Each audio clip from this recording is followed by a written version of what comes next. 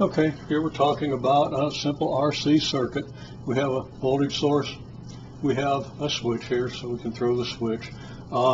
We have a resistor, and we have a capacitor with capacitance capital C with a fancy little bar in it.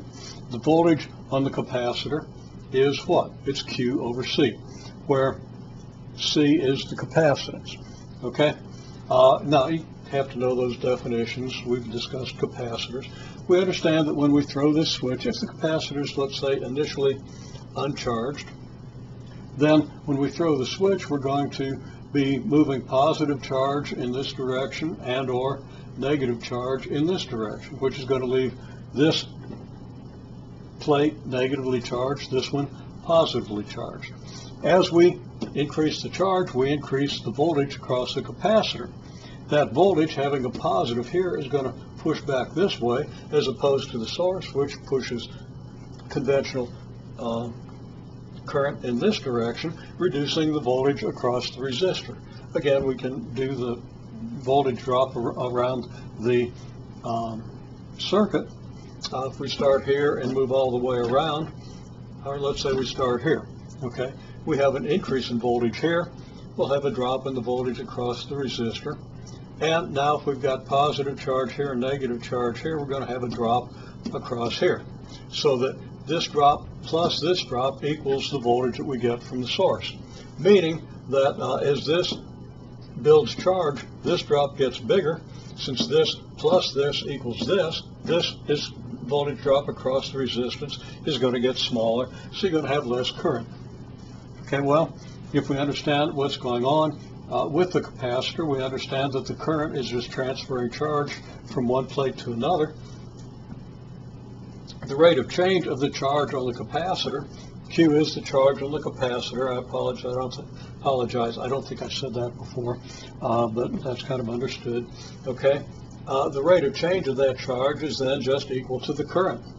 So the current is dQ over dt, dQ dt, the derivative of the charge on the capacitor function. Again, we understand that as we close this, we start building charge in the capacitor. Charge continues to build, so we have this dynamic function of time. The charge in the capacitor is a function of time, and therefore the current in the circuit is a function of time. The current in the circuit is the rate of change, time rate of change of the charge on the capacitor. We also know that the current is net voltage divided by the resistance. You know, I don't like that net there. Let me fix that. Okay, I'm calling that V sub R here, and I've drawn it up here. V sub R is the voltage across the resistor. So the current is the voltage across the resistor divided by R. Now, what's the voltage across R? Well, the voltage drop across R is the voltage of the source plus the voltage of the capacitor, because voltage of the source plus the drop here plus the drop here gives us 0, and let me rewrite that a little more clearly. Okay, if we go around the circuit in the, well, I'm going around in the clockwise direction, unlike the convention that I've mentioned before. However, we'll do that. Now, the voltage of the source is going to be voltage rise, so the voltage drop across the source is negative Vs. And then you have a positive drop across R, because the current's going to be going in this direction. And you're going to have a positive drop across the capacitor, because this is going to be positive, this is going to be negative.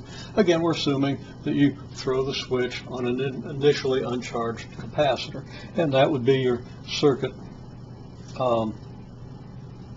your expression of the fact that the voltage, total voltage drop around the loop is 0, the expression that the electric field is conservative in this case.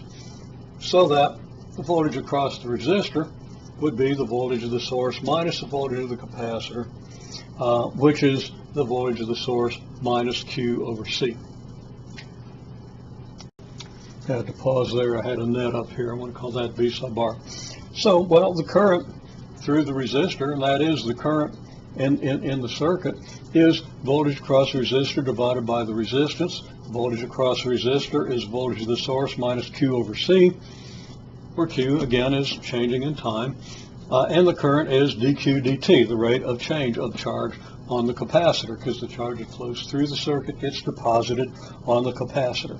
We're transferring charge from one plate to the other, etc. So we have this equation. Here's the voltage across the resistor divided by R, and here's the current in form dQ dt. We see this is a first order linear equation. It's also a separable equation. Now, I'm going to go ahead and do kind of a quick solution to this, although everybody in the course right now has been tested over first order linear and separable equations and should have no trouble solving this equation. Still, we want to be sure, so I'm going to go ahead and do a supplementary video showing the solution.